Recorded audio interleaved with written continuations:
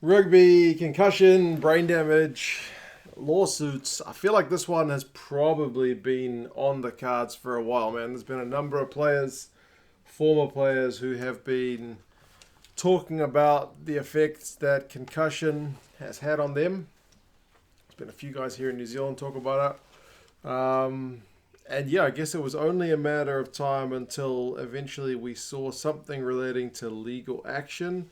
That seems to be on the cards, but not officially anything like any lawsuits as yet. But apparently, there's 70 plus former players looking to, well, they've got legal representation anyway, with a mind to some kind of legal action, a lawsuit against maybe the RFU in England, maybe the Welsh Rugby Union is one that's been reported. World Rugby, I'm sure basically every rugby union with guys who've had head knocks in the past will potentially be in the firing line, essentially looking for some kind of damages after suffering concussions, which have led to brain damage. And in particular, there seems to be quite a few guys who quite young. I mean, I guess that's the in the name, early onset dementia. So guys who are getting dementia at an age much younger than you would expect them to get. So yeah, it's going to be one we have to watch. Steve Thompson, the World Cup winning, English hooker, he mentioned in an interview with the BBC that he can't remember pretty much anything about the 2003 Rugby World Cup. Doesn't remember being in Australia.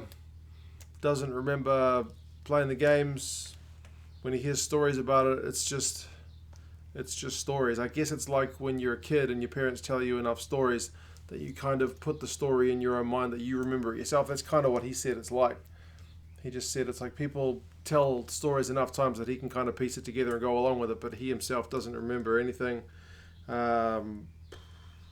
asked him how he felt about it. He basically said it's frightening, and his doctor compared it to having the camera there but not with any film in it. That's a bit of an old school reference, seeing as cameras don't really have film anymore, but you know what he means.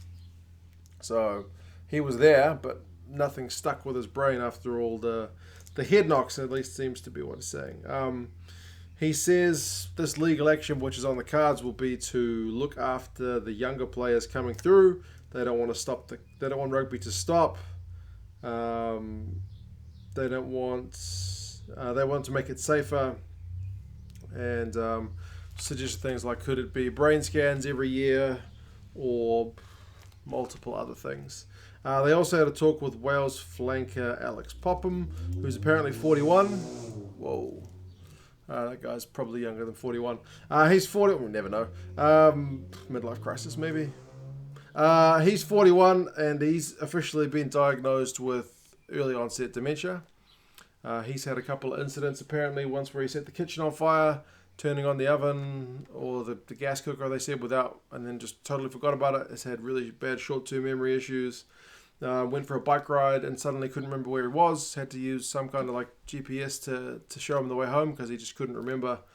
And he's been told by doctors he might be in an aged care home by the time he's 50, which is pretty depressing. So, yeah, he talked a lot about the contact training, saying that because I mean you can't have rugby without contact, but maybe they could reduce the amount of contact that's done in training. I know some coaches go easier on the contact training than others because they're trying to save their players for the real deal, and others maybe go harder on it, trying to make the game almost easier if the training sessions are that hard. So yeah, but that's one thing he mentioned. So yeah, I look back to this, like with the NFL, I never followed it in any great detail, but since I've been watching the game, you can definitely see over the years they've taken the whole head injury thing far more seriously than they ever used to. And even when I watch rugby league occasionally, I can't believe they still get away with some of the stuff. And it's stuff that kind of pisses some rugby fans off, especially the stuff around the high tackles. And people say, man, like there was an accident, the guy slipped into it, and rugby's getting ridiculous. I think rugby has been I'll be a bit cynical and say it's two parts. One, looking after player safety, which is a good thing. But two, trying to cover their own ass in case of things happening like what happened with the NFL. NFL, there was, from my understanding, more and more cases of guys committing suicide, getting depression, basically having brain injury issues, and the NFL kind of kept denying it and denying it and denying it. I could be doing this whole story a disservice, but that's my understanding of it. And then eventually they kind of settled a big lawsuit with a bunch of former players. They kind of paid them out and then made some rule changes to try and make the game a bit safer. So I can see rugby kind of at least being a little bit more proactive about that. But for the guys who are already in their 40s and 50s and even older, they kind of weren't the beneficiaries of, having the HIA checks and having the return to play protocols and, all that like high tackle rules that we see nowadays. So although I know people say it frustrates them about the game, I think that's clearly been the main driver for many, many years. So it'll be one to watch to see what actually happens with any legal action, who is kind of the target of the legal action, what they're looking to get out of it. It's an interesting one that it's kind of come in the middle of a pandemic. There could be lots of reasons, or it could just be a coincidence that that's the timing about it. It's going to be an interesting one for any of the potentially responsible parties that are maybe on the wrong end of the lawsuit. If it's the RFU, if it's World Rugby and whatnot. I don't know how their coffers are looking after COVID, but I think generally everyone is a bit poorer off. Maybe also some of the guys the players who've been affected. I don't know, man. It's a pretty thick and messy one. But yeah, it is only at that stage at the moment. These guys have got issues. Like I mentioned, Steve Devine's mentioned having like really bad headaches. There's a John Williams, or New Zealand John Williams, who mentioned like he can't remember his own wedding day, and he's officially volunteered to like donate his brain to science when he passes away.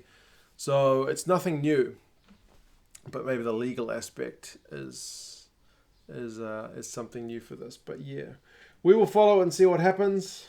Obviously, you wish the best for all these guys who are suffering the ill effects. And we hope that, the measures that these guys put in, the people running the game, to ensure player safety are having that desired effect. And that in the future, the guys who are like in their 20s now, hopefully they won't be having the issues that some of the guys who are in their 40s and 50s are at the moment. But yeah, anyway, it's one to watch. What do you guys reckon? And I'll talk to you guys again soon. See you later.